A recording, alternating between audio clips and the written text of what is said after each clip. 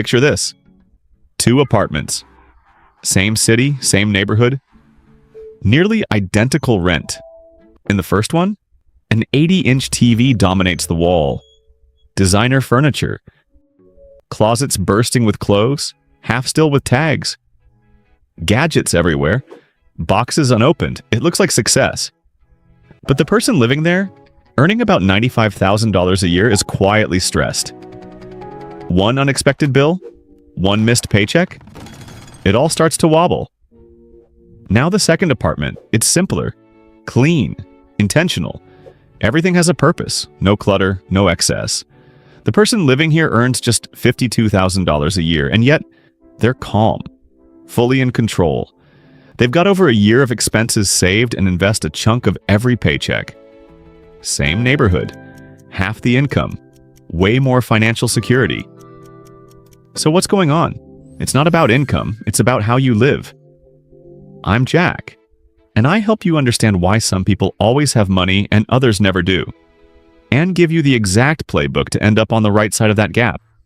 No fluff, no theory, just the stuff that actually moves the needle. So hit like and subscribe, you won't regret it. Here's the uncomfortable reality of where America stands right now. Americans are carrying $1.277 trillion in credit card debt, the highest ever recorded according to the Federal Reserve Bank of New York.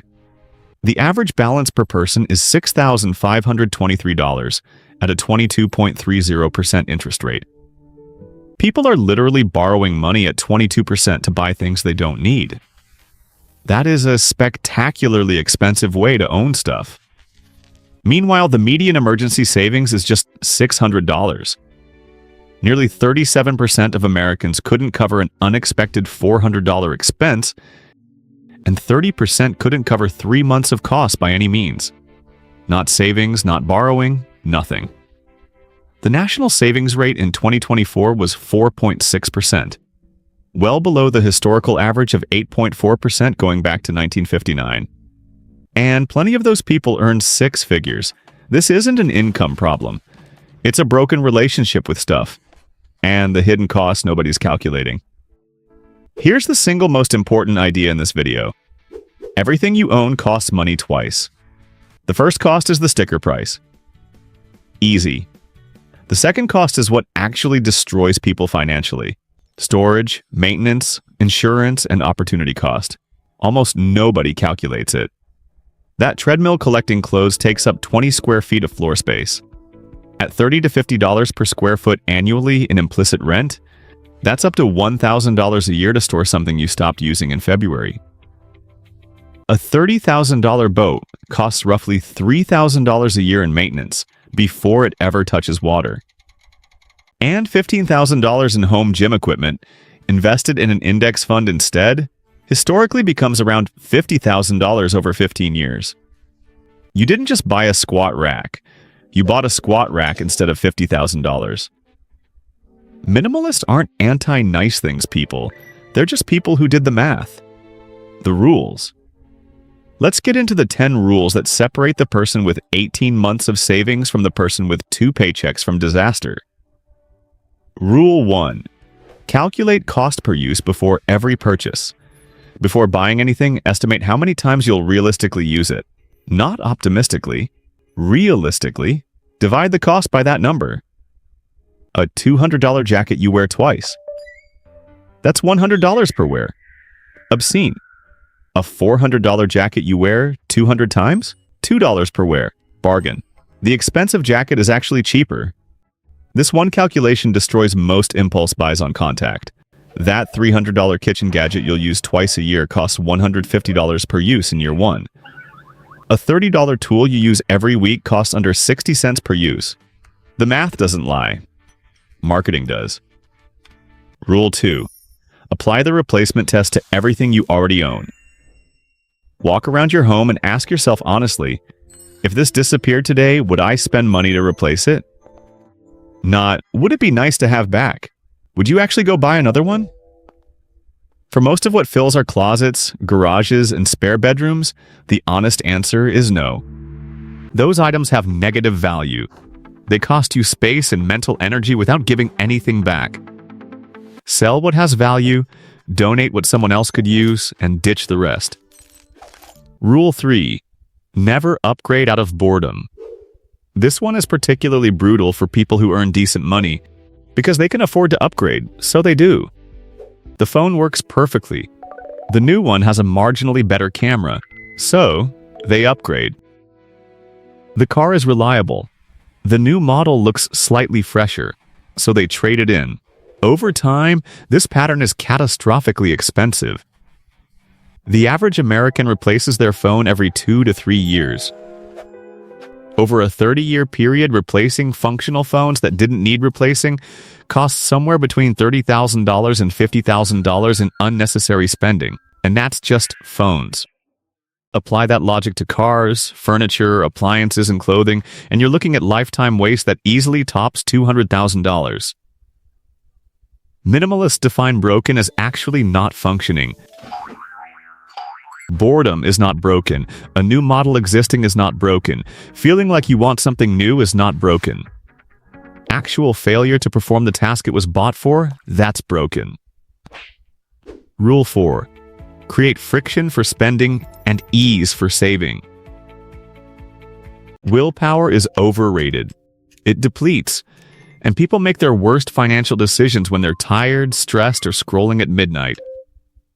Build structures instead. Delete shopping apps. Remove saved card numbers from retail sites. Implement a 24-hour rule on any non-essential purchase. Studies show this eliminates around 70% of impulse buys, because most desire for stuff evaporates overnight if you don't act on it immediately. On the saving side, automate transfers to your investment account on payday, before you can touch it. Only 25% of Americans with savings accounts have money deposited there directly from their paycheck, according to NerdWallet. Most people save whatever's left after spending, which is usually nothing. Flip the script. Save first, spend what's left. Rule 5. Count your possessions regularly. Hear me out before you click away. Counting forces awareness, and awareness prevents accumulation. How many shirts do you actually own? Most people guess somewhere around 15 and discover they own 40. How many kitchen gadgets? How many pairs of shoes? How many items in the junk drawer that you haven't touched in 2 years? Once you know the real number, buying another feels different. You're not adding a shirt. You're bringing your collection to shirt number 41. The absurdity becomes visible, and visible absurdity is hard to ignore. Set category limits. 30 total clothing items, 15 books at any given time. A one in one out rule for anything new. The constraint forces conscious decisions that casual accumulation never does. Rule 6. Rent or borrow before you buy. Most interests are temporary. We go through phases. Camping phases. Woodworking phases, home gym phases, pottery phases. There is absolutely no shame in phases, but there is significant financial damage in buying full equipment for every single one. Test before committing. Rent camping gear for 2 trips and find out whether you're actually a camping person or just someone who liked the idea of camping while watching a YouTube video about camping. Borrow tools. Use a makerspace. Try before you buy. If the interest sticks, buy. If it fades, and often it fades, you saved yourself a garage full of abandoned enthusiasm. Rule 7. Calculate the lifestyle multiplier before major purchases. Every big purchase comes with an ecosystem of smaller purchases that most people don't account for up front. A boat needs a trailer, a hitch-equipped vehicle, storage fees, cleaning supplies, safety gear, registration, and insurance. A pool needs chemicals, a cleaning system, furniture, a cover, and often landscaping work to not look terrible. A motorcycle needs gear, maintenance, storage, and often a truck or trailer to actually get it to good riding spots. Before any major purchase, calculate the full ecosystem cost. What's this actually going to cost to own, not just to buy?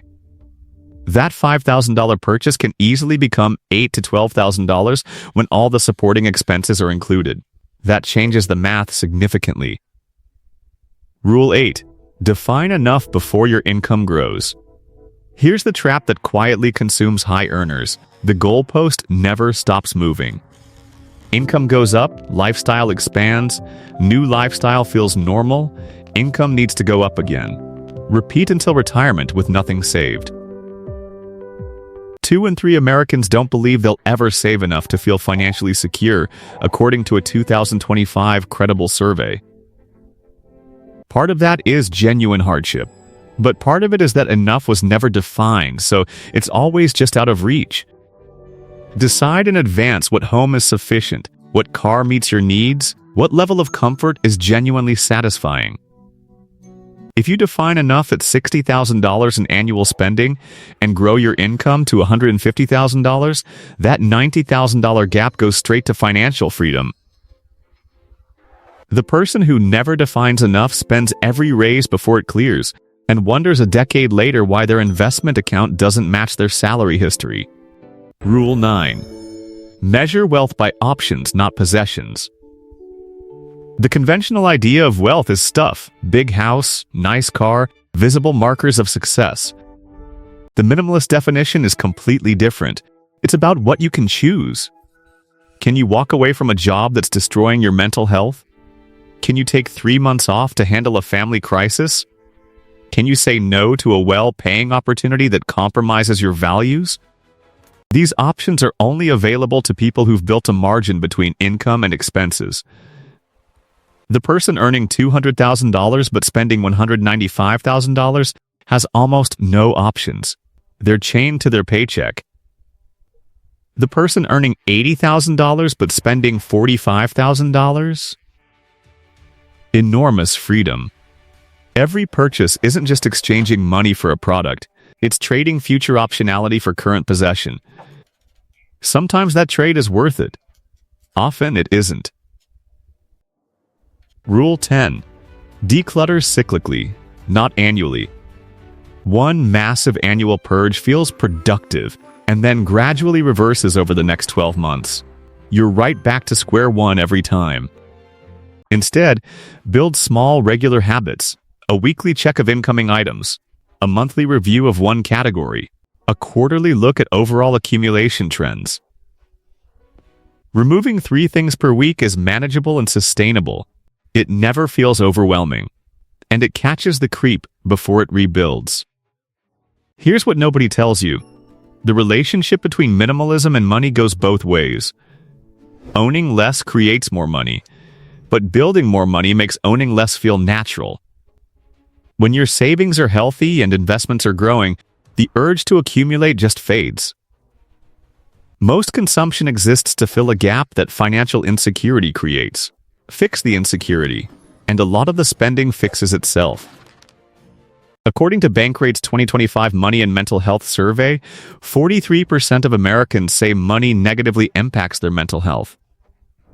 A lot of that stress isn't caused by low income. It's caused by a lifestyle that requires every single dollar just to maintain.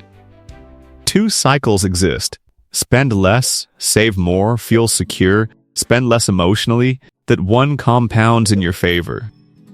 Or spend everything, feel insecure, spend more for temporary relief.